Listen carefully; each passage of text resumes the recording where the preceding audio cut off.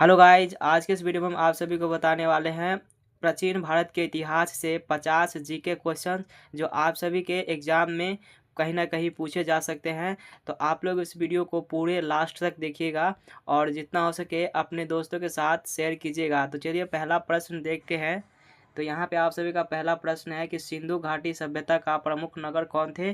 तो सिंधु घाटी सभ्यता का जो प्रमुख नगर थे हड़प्पा थे। यहाँ पे आप सभी का जो ऑप्शन नंबर ए हो जाएगा, है ना। सिंधु घाटी का प्रमुख नगर कौन थे, तो हड़प्पा। यहाँ पे आप सभी का ऑप्शन नंबर ए सही उत्तर हो जाएगा। चलिए अगला प्रश्न देखते हैं। यहाँ पे 2 नंबर देखिए, 2 नंबर प्रश्न में है कि आर्य भारत में कब आए थे। तो आर्य भारत में कब आए थे, तो प्यारे साथियों आर्य भारत में जो आए थे 1500 ईसा पूर्व में, है ना। 1500 ईसा पूर्व में जो है आर्य भारत में आए थे। ऑप्शन नंबर बी इस प्रश्न का जो है सही उत्तर हो जाएगा। चलिए अगला प्रश्न देखते हैं। यहाँ पे 3 नंबर देखिए, 3 नंबर प्रश्न में है कि पूर्व वैदिक काल में समाज का प्रमुख व्यवसाय क्या था, है ना। पूर्व वैदिक काल में जो समाज का प्रमुख व्यवसाय था वो क्या था। तो प्यारे साथियों यहाँ पे इस प्रश्न का जो सही उत्तर हो जाएगा ऑप्शन नंबर बी हो जाएगा, कृषि, है ना। पूर्व वैदिक काल में जो है समाज का प्रमुख व्यवसाय क्या था, तो कृषि था। चलिए अगला प्रश्न देखते हैं। 4 नंबर देखिए, 4 नंबर प्रश्न में है कि सिंधु घाटी सभ्यता के लोग किस धातु के अपरिचित थे। तो सिंधु घाटी सभ्यता के लोग जो है किस धातु के अपरिचित थे।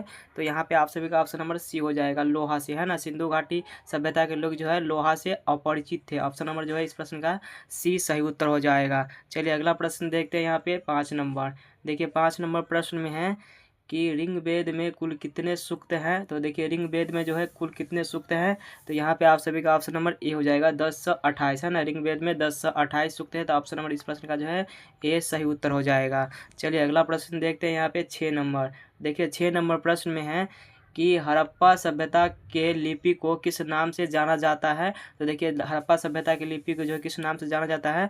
तो यहाँ पे आप सभी का ऑप्शन नंबर सी हो जाएगा, अज्ञात, है ना। एक अनजान नाम से जाना जाता है। हड़प्पा सभ्यता की जो लिपि है अनजान थी यानी अज्ञात थी। तो यहाँ पे आप सभी का ऑप्शन नंबर जो है सी सही उत्तर हो जाएगा, है ना। ऑप्शन नंबर सी इस प्रश्न का सही उत्तर हो जाएगा। चलिए अगला प्रश्न देखते हैं। यहाँ पे 7 नंबर देखिए, 7 नंबर प्रश्न में है कि महाजनपद काल में सर्वाधिक शक्तिशाली राज्य कौन सा था। देखिए महाजनपद काल में जो सर्वाधिक शक्तिशाली राज्य था मगध था। ऑप्शन नंबर यहाँ पे आप सभी का ए सही उत्तर हो जाएगा। ऑप्शन नंबर जो है इस प्रश्न का ए सही उत्तर हो जाएगा। चलिए अगला प्रश्न देखते हैं। यहाँ पे 8 नंबर देखिए, 8 नंबर प्रश्न में है कि बौद्ध धर्म के संस्थापक कौन थे।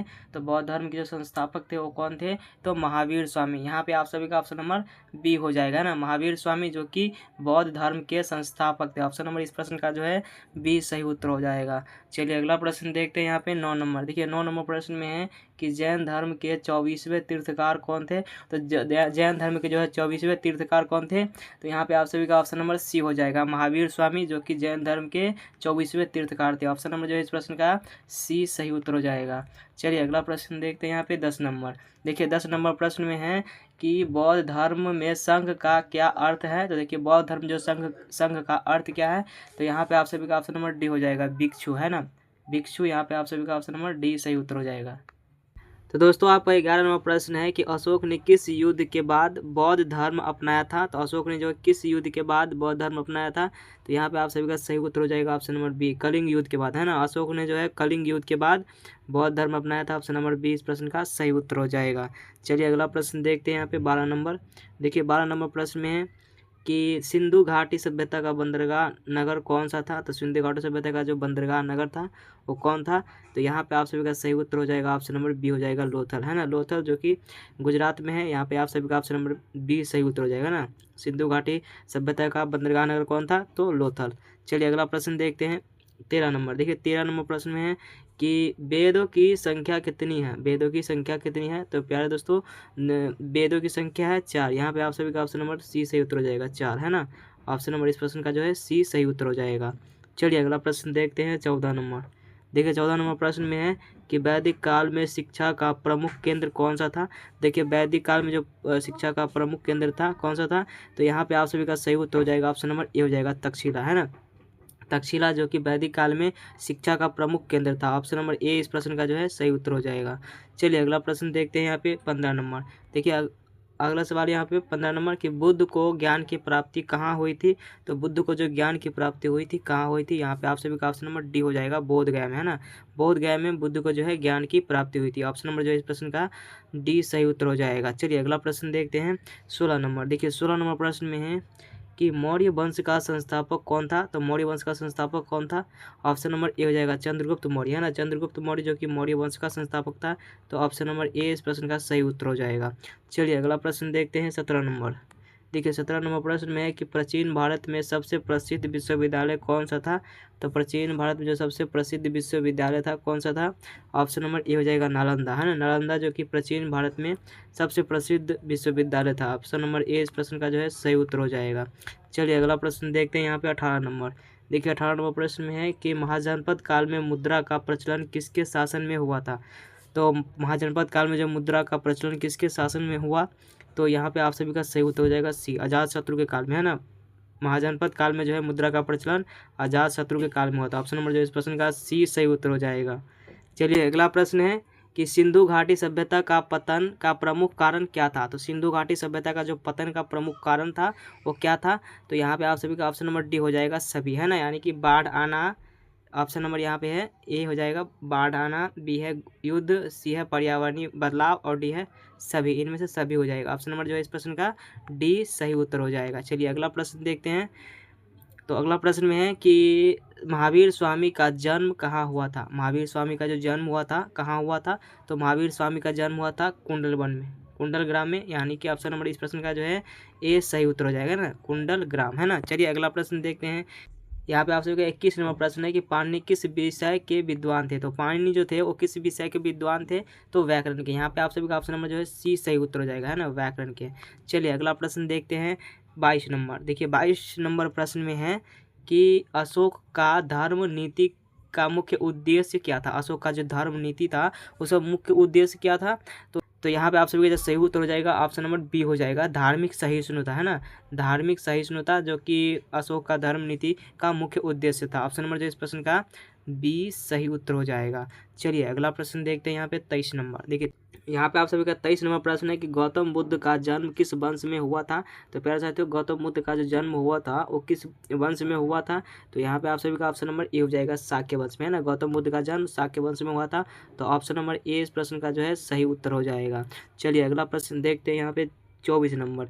देखिए 24 नंबर प्रश्न में है कि सिंधु घाटी सभ्यता में किस धातु का उपयोग सबसे अधिक किया गया था। तो सिंधु घाटी सभ्यता में जो है किस धातु का उपयोग सबसे अधिक किया गया था। तो यहाँ पे आप सभी का जो सही उत्तर हो जाएगा ऑप्शन नंबर बी हो जाएगा तांबा, है ना। तांबा का जो उपयोग है सिंधु घाटी सभ्यता में सबसे ज़्यादा किया गया था। ऑप्शन नंबर जो इस प्रश्न का बी सही उत्तर हो जाएगा। ऑप्शन नंबर इस प्रश्न का जो है बी सही उत्तर हो जाएगा। चलिए अगला प्रश्न देखते हैं 25 नंबर। देखिए 25 नंबर प्रश्न है कि मौर्य वंश के बाद किस वंश ने शासन किया, है ना। मौर्य वंश के जो बाद जो है किस वंश ने शासन किया। तो यहाँ पे आप सभी का जो सही उत्तर हो जाएगा ऑप्शन नंबर ए हो जाएगा शुंग वंश ने, है ना। शुंग वंश ने जो है मौर्य वंश के बाद शासन किया। ऑप्शन नंबर इस प्रश्न का जो है ए सही उत्तर हो जाएगा। चलिए अगला प्रश्न देखते हैं 26 नंबर। देखिए 26 नंबर प्रश्न में है कि गुप्त काल को किस नाम से जाना जाता है। गुप्त काल को जो है किस नाम से जाना जाता है। तो यहाँ पे आप सभी का सही उत्तर हो जाएगा ए हो जाएगा स्वर्ण युग से, है ना। स्वर्ण युग के नाम से जाना जाता है। गुप्त काल को जो है किस नाम से जाना जाता है। तो स्वर्ण युग। यहाँ पे आप सभी का ऑप्शन नंबर जो है ए सही उत्तर हो जाएगा। चलिए अगला प्रश्न देखते हैं 27 नंबर। देखिए 27 नंबर प्रश्न में है कि रामायण और महाभारत की रचना किस युग में हुई। रामायण और महाभारत की जो रचना हुई वो किस युग में हुई। तो आप सभी का जो सही उत्तर हो जाएगा ऑप्शन नंबर बी हो जाएगा उत्तर वैदिक काल में। उत्तर वैदिक काल में जो है रामायण और महाभारत की रचना हुई, है ना। ऑप्शन नंबर जो इस प्रश्न का जो है बी सही उत्तर हो जाएगा। चलिए अगला प्रश्न देखते हैं 28 नंबर। तो 28 नंबर प्रश्न में है कि भारत में प्रथम सिक्का किस काल में प्रचलित हुआ, है ना। भारत में जो प्रथम सिक्का किस काल में प्रचलित हुआ। तो ऑप्शन नंबर इस प्रश्न का जो है सी सही उत्तर हो जाएगा महाजनपद काल में, है ना। महाजनपद काल में जो है भारत में प्रथम सिक्का प्रचलित हुआ। ऑप्शन नंबर जो है इस प्रश्न का सी सही उत्तर हो जाएगा। चलिए अगला प्रश्न देखते हैं 29 नंबर। देखिए 29 नंबर प्रश्न में है कि गौतम बुद्ध का बचपन का क्या नाम था। तो गौतम बुद्ध का जो बचपन का नाम था वो क्या था।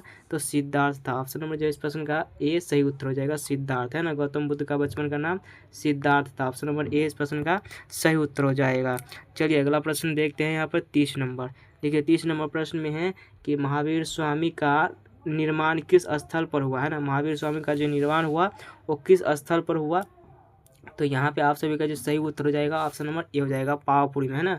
पावापुरी में जो है महावीर स्वामी का निर्माण स्थल है। तो यहाँ पे आप सभी का ऑप्शन नंबर जो है ए सही उत्तर हो जाएगा, है ना। चलिए अगला प्रश्न देखते हैं। तो अगला प्रश्न है कि सिंधु घाटी सभ्यता का प्रमुख व्यवसाय क्या था। सिंधु घाटी सभ्यता का जो प्रमुख व्यवसाय था वो क्या था, तो कृषि था, है ना। ऑप्शन नंबर ए हो जाएगा कृषि, है ना। सिंधु घाटी सभ्यता का प्रमुख व्यवसाय तो कृषि था। ऑप्शन नंबर ए इस प्रश्न का जो है सही उत्तर हो जाएगा।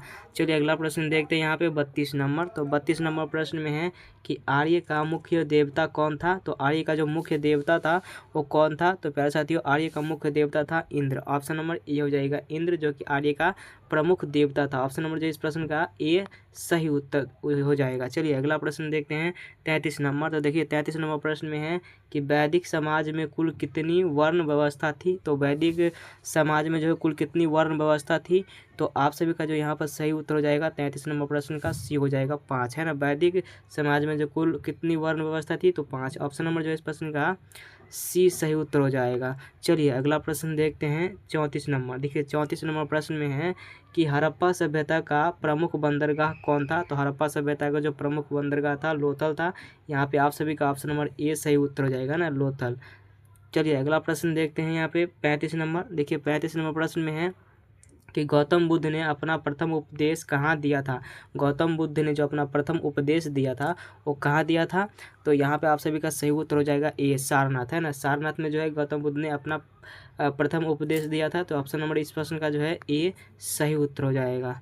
चलिए अगला प्रश्न देखते हैं यहाँ पे 36 नंबर। देखिए 36 नंबर प्रश्न में है कि ऋग्वेद में किस नदी का सर्वाधिक उल्लेख है। तो ऋग्वेद में जो है किस नदी का जो है सर्वाधिक उल्लेख है। तो यहाँ पे आप सभी का जो 36 नंबर प्रश्न का क्या हो जाएगा, सी हो जाएगा, सिंधु नदी का, है ना। ऋग्वेद में सिंधु नदी का जो है सर्वाधिक उल्लेख है। तो ऑप्शन नंबर इस प्रश्न का जो है सी सही उत्तर हो जाएगा। चलिए अगला प्रश्न देखते हैं यहाँ पे 37 नंबर। 37 नंबर प्रश्न है कि हड़प्पा सभ्यता के लोग किसकी पूजा करते थे। तो हड़प्पा सभ्यता के लोग जो थे वो किसकी पूजा करते थे, तो मारुति देवी को। यहाँ पे आप सभी का ऑप्शन नंबर सी सही उत्तर हो जाएगा, मारुति देवी, जो कि हड़प्पा सभ्यता के लोग पूजा करते थे, है ना। चलिए अगला प्रश्न देखते हैं 38 नंबर। देखिए 38 नंबर प्रश्न में है कि महाजनपदों की कुल संख्या कितनी थी। तो महाजनपदों की कुल संख्या कितनी थी। तो यहाँ पे आप सभी का सही उत्तर हो जाएगा 16, है ना। महाजनपदों की कुल संख्या कितनी थी, तो 16। यहाँ पे आप सभी का ऑप्शन नंबर जो है बी सही उत्तर हो जाएगा। चलिए अगला प्रश्न देखते हैं यहाँ पे 39 नंबर। देखिए 39 नंबर प्रश्न में है कि किस शासक ने सिकंदर से युद्ध किया था। किस शासक ने जो है सिकंदर से युद्ध किया था। तो किस शासक ने सिकंदर से युद्ध किया। यहाँ पे आप सभी का जो सही उत्तर हो जाएगा ऑप्शन नंबर बी हो जाएगा, है ना, पोरस ने, है ना। पोरस ने जो है सिकंदर से युद्ध किया। ऑप्शन नंबर जो है इस प्रश्न का बी सही उत्तर हो जाएगा। चलिए अगला प्रश्न देखते हैं 40 नंबर। देखिए 40 नंबर प्रश्न में है कि मौर्य शासक का राजकीय चिन्ह क्या था। तो मौर्य शासक का जो राजकीय चिन्ह था वो क्या था। तो यहाँ पे आप सभी का ऑप्शन नंबर ए हो जाएगा, सिंह, है ना। मौर्य शासक का राजकीय चिन्ह क्या था, तो सिंह था। ऑप्शन नंबर ए इस प्रश्न का जो है सही उत्तर हो जाएगा। चलिए अगला प्रश्न देखते हैं। तो अगला प्रश्न में है कि मौर्य शासक अशोक के शिलालेख के किस भाषा में लिखे गए थे, है ना। मौर्य शासक जो है अशोक के शिलालेख के किस भाषा में लिखे गए थे। तो यहाँ पे आप सभी का जो सही उत्तर हो जाएगा ऑप्शन नंबर बी हो जाएगा, प्राकृतिक भाषा में, है ना, प्राकृतिक भाषा में। ऑप्शन नंबर इस प्रश्न का जो है बी सही उत्तर हो जाएगा। चलिए नेक्स्ट क्वेश्चन देखते हैं यहाँ पे 42 नंबर। तो 42 नंबर प्रश्न में है कि अर्थशास्त्र पुस्तक के रचयिता कौन थे। अर्थशास्त्र पुस्तक के रचयिता कौन थे। तो यहाँ पे आप सभी का जो सही उत्तर हो जाएगा ऑप्शन नंबर ए हो जाएगा, कौटिल्य, है ना। अर्थशास्त्र पुस्तक के रचयिता कौन थे, तो कौटिल्य। चलिए नेक्स्ट क्वेश्चन है कि अशोक का धर्म प्रचारक महेंद्र किस देश गया था, है ना। अशोक का जो है धर्म प्रचारक महेंद्र किस देश गया था। तो यहाँ पे आप सभी का जो सही उत्तर हो जाएगा ऑप्शन नंबर सी हो जाएगा, श्रीलंका, है ना। अशोक का जो है धर्म प्रचारक महेंद्र जो है श्रीलंका गया था। ऑप्शन नंबर इस प्रश्न का जो है सी सही उत्तर हो जाएगा। चलिए अगला प्रश्न देखते हैं 44 नंबर। देखिए 44 नंबर प्रश्न में है कि मौर्य साम्राज्य की राजधानी कहाँ थी। तो मौर्य साम्राज्य की जो राजधानी थी वो कहाँ थी। तो यहाँ पे आप सभी का सही उत्तर हो जाएगा ऑप्शन नंबर ए हो जाएगा, पाटलिपुत्र। मौर्य साम्राज्य की राजधानी पाटलिपुत्र थी। यहाँ पे आप सभी का ऑप्शन नंबर जो है ए सही उत्तर हो जाएगा। चलिए अगला प्रश्न देखते हैं यहाँ पे 45 नंबर। देखिए 45 नंबर प्रश्न में है कि बौद्ध धर्म के किस शाखा को अशोक ने अपनाया था। तो बौद्ध धर्म को की किस शाखा को अशोक ने अपनाया था। तो यहाँ पे आप सभी का जो सही उत्तर हो जाएगा ऑप्शन नंबर डी हो जाएगा, रियाबाद है ना। रियाबाद को जो है अशोक ने अपनाया था। ऑप्शन नंबर जो इस प्रश्न का डी सही उत्तर हो जाएगा। चलिए अगला प्रश्न देखते हैं यहाँ पे 46 नंबर। देखिए 46 नंबर प्रश्न में है कि त्रिपिटक किस धर्म से संबंधित है। तो त्रिपिटक जो है वो किस धर्म से संबंधित है। तो प्यारे साथियों यहाँ पे आप सभी का सही उत्तर हो जाएगा ऑप्शन नंबर बी हो जाएगा, बौद्ध धर्म से, है ना। त्रिपिटक बौद्ध धर्म से संबंधित है। ऑप्शन नंबर इस प्रश्न का जो है बी सही उत्तर हो जाएगा। चलिए अगला प्रश्न देखते हैं 47 नंबर। देखिए 47 नंबर प्रश्न में है कि हड़प्पा सभ्यता का प्रमुख अनाज क्या था। तो हड़प्पा सभ्यता का जो प्रमुख अनाज था वो क्या था, तो गेहूं। ऑप्शन नंबर इस प्रश्न का जो है ए सही उत्तर हो जाएगा, गेहूं, जो कि हड़प्पा सभ्यता का प्रमुख अनाज था। चलिए नेक्स्ट प्रश्न यहाँ पे कि महावीर स्वामी को अनुयायियों को क्या कहा जाता था, है ना। महावीर स्वामी के अनुयायियों को जो है, तो यहाँ पे आप सभी का जो सही उत्तर हो जाएगा ऑप्शन नंबर बी हो जाएगा, उपासक, है ना। महावीर स्वामी के अनुयायियों को जो है क्या कहा जाता था, तो उपासक। ऑप्शन नंबर इस प्रश्न का जो है बी सही उत्तर हो जाएगा। चलिए अगला प्रश्न देखते हैं यहाँ पे 49 नंबर। देखिए 49 नंबर प्रश्न में है कि अशोक का सबसे बड़ा अभिलेख कौन सा है। तो अशोक का जो सबसे बड़ा अभिलेख है कौन सा है, तो यहाँ पे आप सभी का जो सही उत्तर हो जाएगा क्या हो जाएगा, ऑप्शन नंबर सी हो जाएगा, है ना। सहजगढ़ी शिलालेख, है ना। सहजगढ़ी शिलालेख जो कि अशोक का सबसे बड़ा अभिलेख है। ऑप्शन नंबर जो इस प्रश्न का सी सही उत्तर हो जाएगा। चलिए अगला प्रश्न देखते हैं यहाँ पे 50 नंबर और ये आखिरी प्रश्न है।